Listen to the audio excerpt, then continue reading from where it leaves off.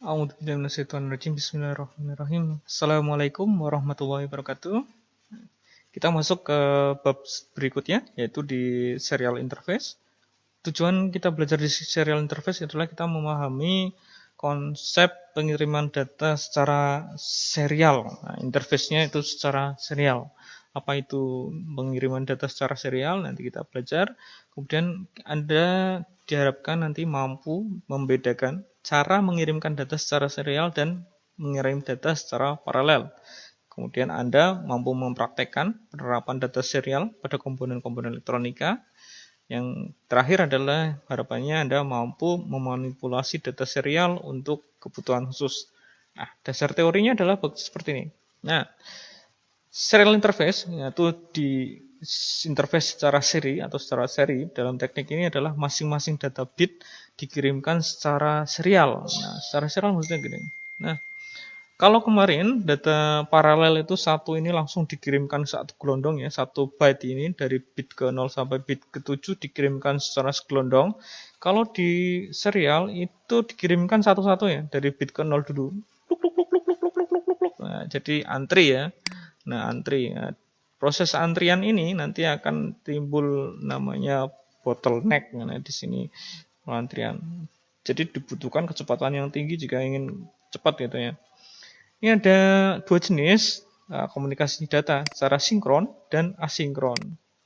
Nah, kalau sinkron itu komunikasi ada sinyal data dan sinyal clock dikirim secara bersama-samaan, dikontrol oleh master ya, oleh master clocknya itu. Kemudian data asinkron itu data clock tidak dikirimkan secara bersamaan tetapi kedua device itu mempunyai kesepakatan untuk kecepatan data kirimnya. Jadi kalau yang pengirim dan penerima itu punya kesepakatan. Pengirimannya itu kecepatannya berapa? Disepakati dulu. Nah, maka dia akan paham, akan mampu mendengar. Jadi gini. Nah, ini data sinkron ya. Kalau data sinkron ini yang mengirimkan data, dia juga mengeluarkan sinyal-sinyal clock, data clocknya ini. Nah, contoh di sini. Ketika clock ini rise up, nanti kemudian rise up dari si penerima itu disuruh membaca bitnya itu nilainya berapa. Rise down kemudian pada waktu rise down itu diperbolehkan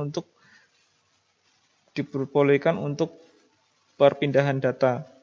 Nah, tapi waktu di rise up ini data tidak boleh karena mau dibaca.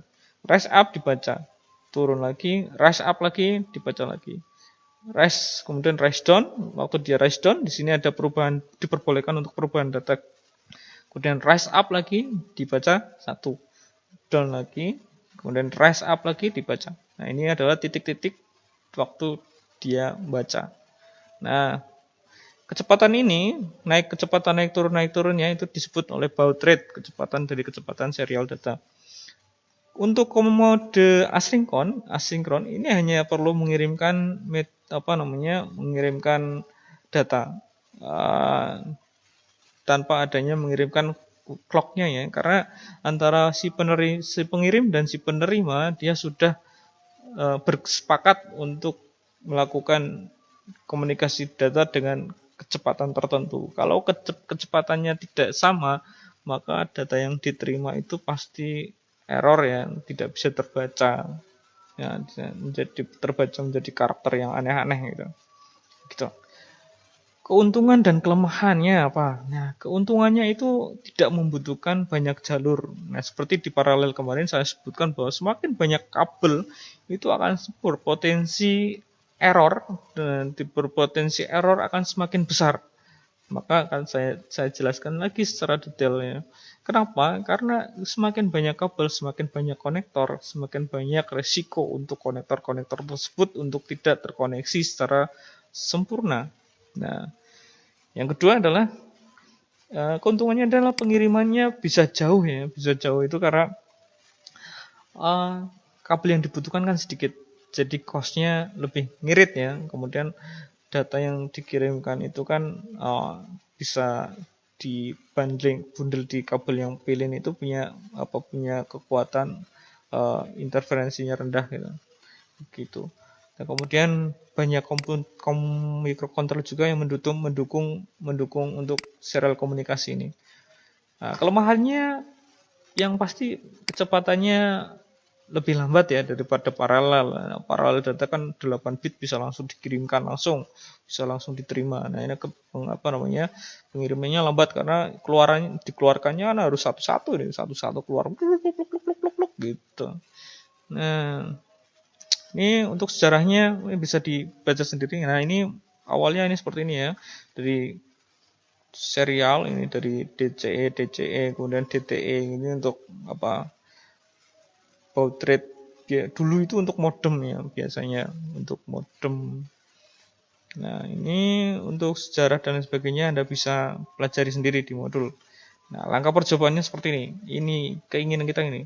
Kita mengeluarkan data perintah secara serial untuk menyuruh Arduino ini melakukan sesuatu. Sesuatu apa? Untuk menyalakan lampu LED. Nah, baik.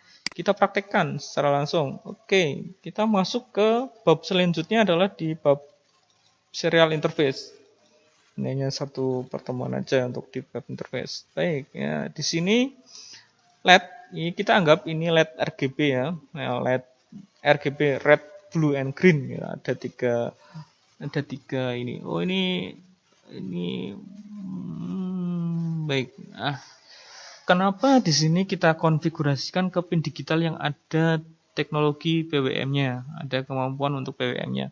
Karena selain kita ingin menyalakan, kita juga ingin mengatur intensitasnya, nggak cuma nyala dan mati. Karena kita tahu kan kalau RGB itu kan kombinasi 3 warna itu, kombinasi tingkat kecerahannya, maka kita akan bisa membentuk warna, bisa warna orange, warna ungu, warna biru muda, nggak gitu-gitu maksudnya.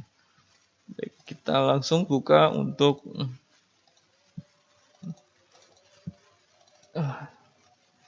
maaf ya. Nah, kita analogikan pin red pin ada di pin 3. Nah, pin 3 red pin. Baik, kita pilih ini. Kita ganti warnanya. Yang pin 3 kita ganti warnanya jadi merah. Baik, kemudian yang ini green. Oh, ini berarti green. Kita ganti warnanya jadi green. Oke. Kemudian kita ganti blue. Ini yang ketiga yang di pin 6 itu adalah blue. Blue. Oke. Sip. Nah. Kemudian yang selanjutnya kita inisialisasi, kita modekan. Nah, modekan yang ini jangan lupa sebagai output. Kalau nggak dijadikan output nanti nggak bisa dikeluarkan datanya. Nah, kemudian ini yang pertama adalah string get data. Kita membuat variabel string. Nah, ini data yang kita terima. Kita masukkan ke variabel string.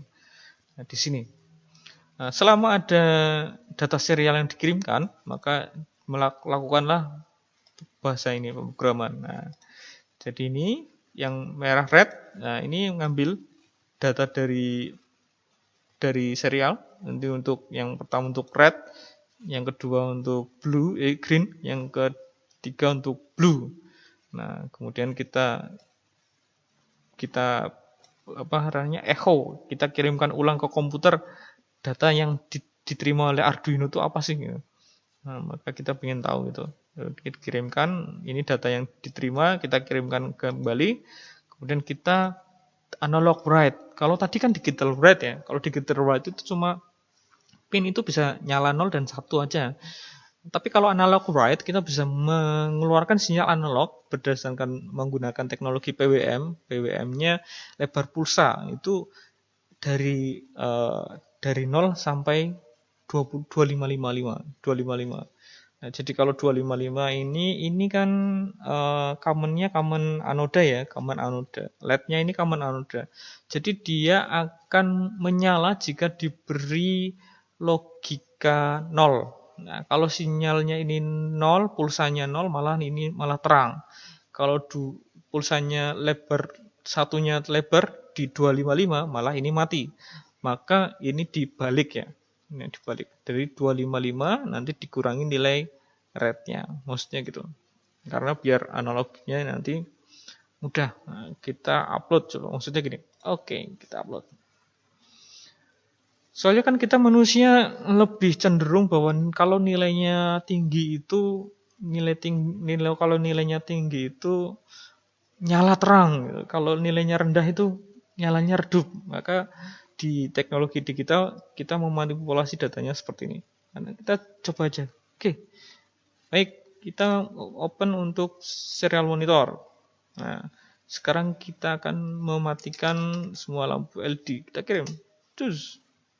Nah, LED-nya mati kan? Nah, ya, analoginya gitu. Kemudian kita ingin nyalakan yang merah saja. Berarti 255 di merah. Cus. Ayo. Mana ini? Gak nyala. 254. Cus. Oh, ini agak terlambat ya. Ayo dong. Nah, oke. Dah. 254 benar. Oke. Kemudian kita pengen nyalakan yang hijau. 255. Cus. Nah. Apa ini? Oh, blue. Biru ya. Yang ini yang biru. Kita matikan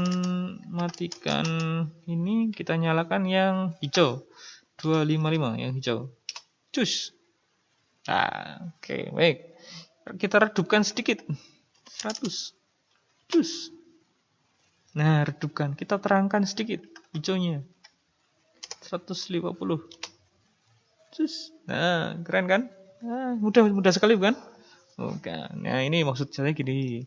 Baik, kita coba ya kalau ini ini tanpa modifikasi untuk perhitungan tekniknya. Misalkan kita cuma gini ya. Nah, kita cuma red, green, blue aja seperti ini. Baik. Nah, maksudnya gimana? Ini kita clear aja. Nanti kita hapus. Kita coba. Ini kalau ada tulisan red not responding jangan diapa-apakan ya, nanti aplikasinya ini akan close sendiri. Baik, ini sekarang kita jalankan. Kalau ini seperti ini, maksudnya ini kan Pak, kalau dikasih 255 berarti ini langsung di sini 255. Baik, kita jalankan. Baik, nyala semua. Kalau kita kasih nilai 255, ini malah mati. Nah, ini malah mati kan? Nah, karena ini mati. Ini ada 255. Padahal secara logika manusia, kalau angkanya tinggi itu pengennya nyalanya terang gitu. Karena keterbatasan arus